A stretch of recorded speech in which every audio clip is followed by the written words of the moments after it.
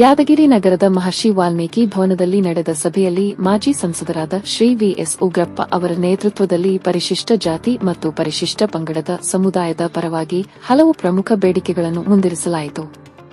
ಸಭೆಯಲ್ಲಿ ಮಾತನಾಡಿದ ನಾಯಕರು, ಜನಸಂಖ್ಯೆ ಅನುಪಾತದ ಆಧಾರದ ಮೇಲೆ ಎಸ್ಸಿ ಮೀಸಲಾತಿಯನ್ನು 15% ರಿಂದ 17%ಗೆ ಹಾಗೂ ಎಸ್ಟಿ ಮೀಸಲಾತಿಯನ್ನು 3% ರಿಂದ 7%ಗೆ ಹೆಚ್ಚಿಸಿ ಒಟ್ಟು 56% ಕಾನೂನುಬದ್ಧ ಮೀಸಲಾತಿ ನೀಡಲಾಗಿದೆ ಎಂದು ತಿಳಿಸಿದರು. ಆದರೆ ಈ ಮೀಸಲಾತಿಯನ್ನು ಸಂವಿಧಾನದ 9ನೇ ಅನುಕ್ರಮಣಿಕೆಗೆ ಸೇರಿಸದಿರುವುದು ಕೇಂದ್ರ ಮತ್ತು ರಾಜ್ಯ ಸರ್ಕಾರಗಳ ಅನ್ಯಾಯ ಎಂದು ಆಕ್ರೋಶ ವ್ಯಕ್ತಪಡಿಸಿದರು. ತಕ್ಷಣವೇ 56% ಮೀಸಲಾತಿಯನ್ನು ಸ್ಕೆಡ್ಯೂಲ್ 9ಗೆ ಸೇರಿಸಿ ಅದರ ಪ್ರಕಾರ 56,432 ಹುದ್ದೆಗಳನ್ನು ಭರ್ತಿ ಮಾಡಬೇಕೆಂದು ಒತ್ತಾಯಿಸಲಾಯಿತು.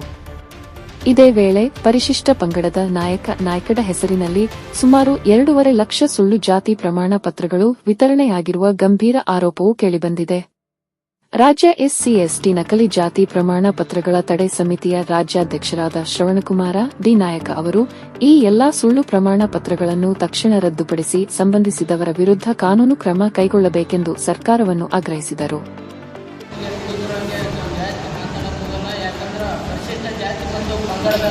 ಮೀಸಲಾತಿ 2022 ಹೆಚ್ಚಳ ಆಗಿದ್ದು, ಆ ಮೀಸಲಾತಿ ಒಂದು ರಕ್ಷಣೆ ಸಲುವಾಗಿ ಶೆಡ್ಯೂಲ್ 9 ಸೇರಿಸಬೇಕಾಗಿತ್ತು. ಆದರೆ ಸರ್ಕಾರಗಳು ನಮ್ಮ ಎಸ್ಸಿ ಎಸ್ಟಿ ಸಮುದಾಯಕ್ಕೆ ದುರುದ್ದೇಶದಿಂದ ಇವತ್ತು ಆ ಮೀಸಲಾತಿಗೆ ಒಂದು ನ್ಯಾಯಾಲಯದಲ್ಲಿ ತಡೆ ನೀಡುವಂಥ ಕೆಲಸ ಆಗಿದೆ. ಇದರಿಂದ ಏನಾಗಿದೆ ಅಂದರೆ ಸುಮಾರು ಒಂದು 56,324 ಏನು ನೇಮಕಾತಿಗಳು ಇದ್ದು ಅಧಿಸೂಚನೆ ಬಳಸಲಾಗಿ ಸಚಿವ ಸಂಪುಟ ಸಭೆ ಮೀಸಲಾತಿಯನ್ನೇ ನಾವು ಮಾಡ್ತೀವಿ, ಏನು ಹೊಸ ಮೀಸಲಾತಿಯನ್ನು ಮಾಡಲ್ಲ ಅಂತೇಳಿ ಈ ಒಂದು ಎಸ್ಸಿ ಎಸ್ಟಿ ಸಮುದಾಯಕ್ಕೆ ಅನ್ಯಾಯ ಮಾಡಲಾಗ್ತಾರ.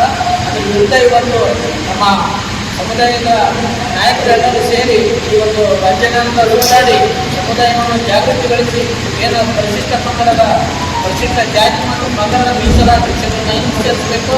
ಮತ್ತು ರಾಜ್ಯದಲ್ಲಿ ಇವತ್ತು ಪರಿಶಿಷ್ಟ ಪಂಗಡದ ಹೆಸರಿನಲ್ಲಿ ಬೀದರ್ ಜಿಲ್ಲೆಯಲ್ಲಿ ಗೊಂಡ, ಕಾಡ್ಕುರ್ಮ, ಜೇನುಕುರ್ಮ, ಟೋಕ್ರಿಕೋಳಿ ಹೆಸರಿನಲ್ಲಿ ಮತ್ತು ಬಿಜಾಪುರ, ಬಾಗಲಕೋಟ್, ಬೆಳಗಾವಿ ಮತ್ತು ಕಲಬುರಗಿ, ಯಾದಗಿರಿ ಜಿಲ್ಲೆಯಲ್ಲಿ ಏನು ಆಯೋಗದ ಅವರ ಹೆಸರಿನಲ್ಲಿ ಇವತ್ತು ಅಭೇದವಾಗಿ ಸುಳ್ಳು ಜಾತಿ ಪ್ರಮಾಣ ಪತ್ರಗಳನ್ನು ತೆಗೆದುಕೊಂಡು ಕಾನೂನು ಬಾಹಿರವಾಗಿ ಸರ್ಕಾರದ ಸೌಲಭ್ಯ ಹುದ್ದೆ ಪಡೆಯುತ್ತಾರೆ. ಇವತ್ತೆಲ್ಲ ತಮಗೆಲ್ಲ ತಿಳಿದ ವಿಚಾರವಿದೆ. ಈ ಒಂದು ಸುಳ್ಳು ಜಾತಿ ಪ್ರಮಾಣ ಪತ್ರ ಕಡಿವಾಣ ಹಾಕುವಲ್ಲಿ ಸರ್ಕಾರ ಸಂಪೂರ್ಣವಾಗಿ ವಿಫಲವಾಗ್ಯದ. ಈ ಸರ್ಕಾರಕ್ಕೆ ಎಚ್ಚರಿಕೆ ಉದ್ದೇಶದಿಂದ Like, comment, and subscribe.